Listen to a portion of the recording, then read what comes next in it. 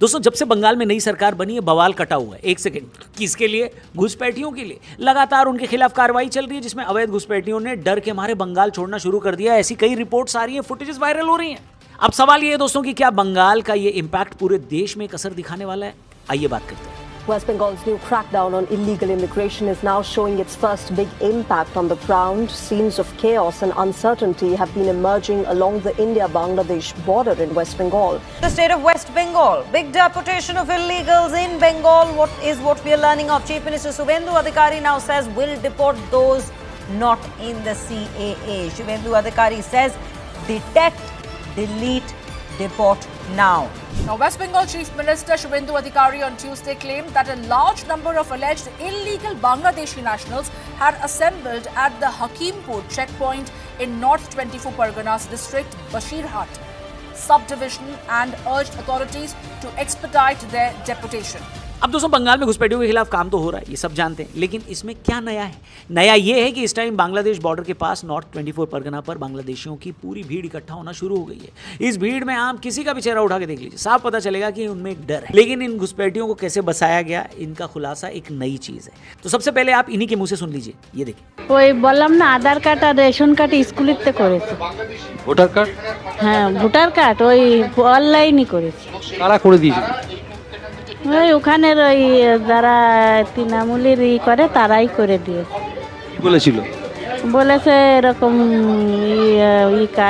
সব বসছে, তুমি ওরা সব অনলাইন করো, হয়ে যাবে। তারপরে কি বলতো? ভোট দিতে বলতো? হ্যাঁ, ভোট দিতে বলেছে ভোটটা দিয়ে দিও তৃণমূলকে।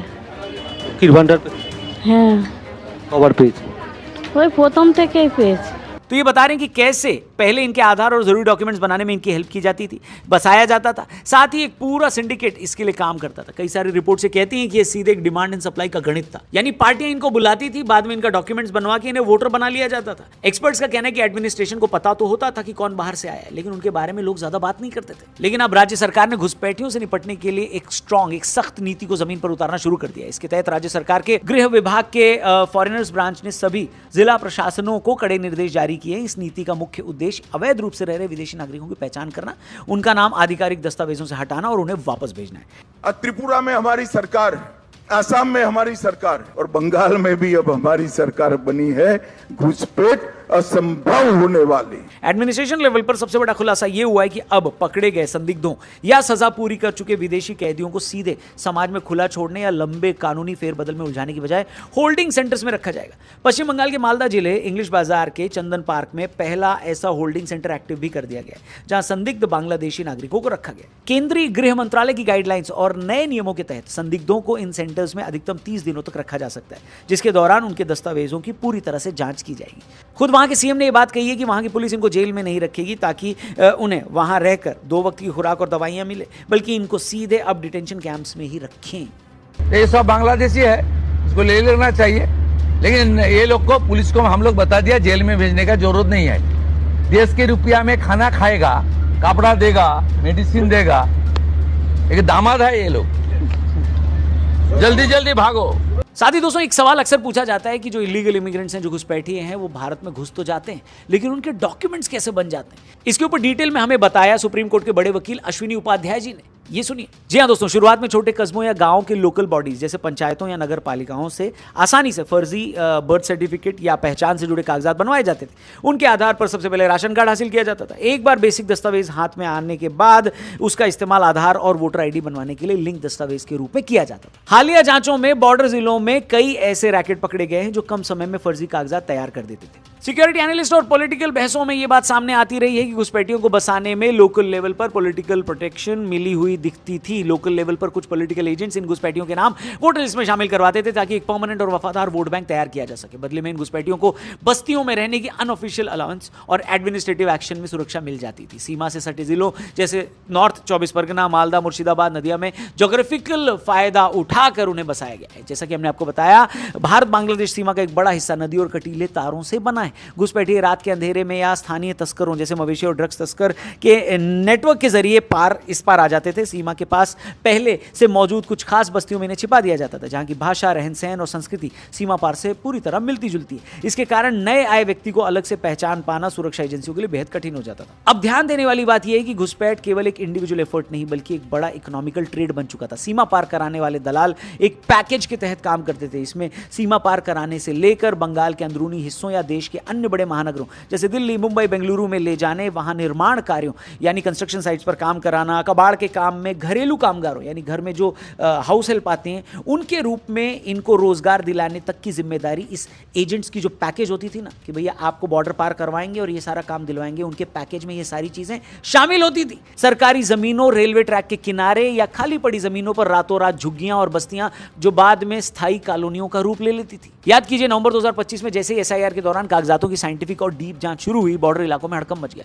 नॉर्थ 24 परगना जिले के हाकिमपुर चेकपोस्ट पर रातों रात हजारों की भीड़ जमा हो गई। ये वो लोग थे जो सालों से भारत में रह रहे थे, भारतीय योजनाओं का लाभ ले रहे थे और वोट भी डाल रहे थे, लेकिन दस्तावेजों की कड़ाई से डर कर वे अपना बोरिया बिस्तर और पोटलियां समेटकर वापस बांग्लादेश भागने लगे। Hakimpur checkpost of BSF, Bangladeshi nationals who were staying here in Bengal for last couple of years.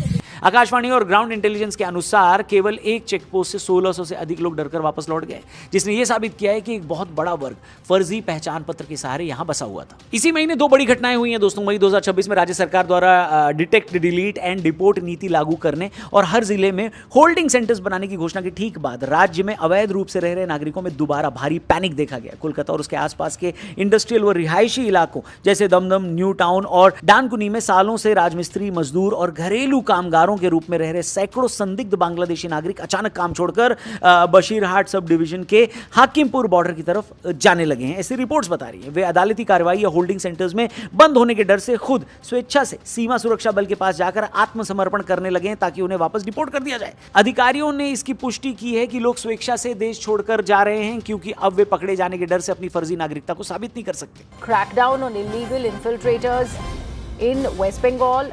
Detect, detain, deport policy of the Shubhendu Adhikari-led government has been rolled out in the state. एक और incident हुआ मुर्शिदाबाद और मालदा के holding centres में दस्तावेज से जुड़ा हुआ फर्जीवाड़ा सामने आया है, जहां मई 2026 के आखिरी हफ्ते में जब मालदा और मुर्शिदाबाद में पहले 2 ऑफिशियल होल्डिंग सेंटर्स चालू किए गए तो पुलिस ने संदिग्धों की धरपकड़ शुरू की। मुर्शिदाबाद के लालगोला में कम्युनिटी हॉल पद्मा भवन को अस्थायी सेंटर बनाया गया।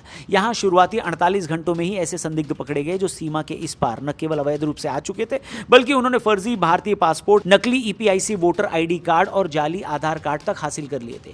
पकड़े गए कई लोग ऑन कैमरा और रिकॉर्ड पर स्वीकार किया है कि वे बांग्लादेश के राजशाही और चांपाईनवाबगंज जिलों के मूल निवासी हैं और दलालों के सिंडिकेट के जरिए फर्जी डॉक्यूमेंट्स बनवाकर यहां शादियां करके बस चुके थे। इन गिरफ्तारियों ने यह साबित किया है कि घुसपैठियों को बसाने वाला सिंडिकेट किस कदर भारतीय पहचान पत्रों का क्लोन तैयार कर रहा था। अब सबसे बड़ा सवाल ये है कि इसका इलाज क्या है। दोस्तों, एक कड़वी सच्चाई ये है कि हम चाहे कितने भी बांग्लादेशी यहां से भगा दें लेकिन हम घुसपैठ को 100% नहीं रोक पा रहे हैं। जी हां, सही बात सुनिए आपने। अमेरिका जैसा देश भी मेक्सिको से अवैध घुसपैठ आज तक नहीं रोक पाया और कई सारे डंकी रूट से वो वहां आ ही जाते हैं। लेकिन इसका पक्का इलाज यही है कि इन बांग्लादेशियों को ही नहीं बल्कि इनके बच्चों को भी नागरिकता अगर मिली है तो उनकी नागरिकता को हटाया जाए। यही नहीं, जब ये बॉर्डर क्रॉस करके यहां आते हैं तो उस देश का यानी बांग्लादेश का अपना हर एक पहचान, आइडेंटिटी कार्ड सब कुछ जला देते हैं जिससे इनके बांग्लादेशी होने का सबूत ही न मिल सके। और अगर सबूत ही नहीं मिला तो कैसे साबित होगा कि ये बांग्लादेशी। इस वजह से सरकार भी दबाव में आ जाती है क्योंकि वो बांग्लादेश को ये साबित ही नहीं कर पाती कि ये उनके नागरिक है। ऐसे में सरकार इनको डिटेंशन कैंप्स में परमानेंट रखने का विचार भी कर सकती है। अब देखिए, इसे ह्यूमन राइट्स वाला पंगा भी जल्दी ही उठेगा, लेकिन हम ऐसे डेमोग्राफी बदलने की नीयत से आए लोगों को अपने समाज में रहने की इजाजत भी कैसे दे सकते हैं। ये वो लोग हैं जिनका नेशनल क्राइम रिकॉर्ड्स में नंबर्स बहुत ज्यादा है। वहीं इसका एक इलाज ये भी हो सकता है कि बांग्लादेश की सरकार के साथ हमारी सरकार सीधे ये बात करे और बोले कि भैया आप अपने ऑफिशियल रिकॉर्ड्स में ये देखने का कष्ट करें कि कौन से नागरिक आपके देश से गायब हैं, क्या पता वो हमारे यहां भाग कर आए हों।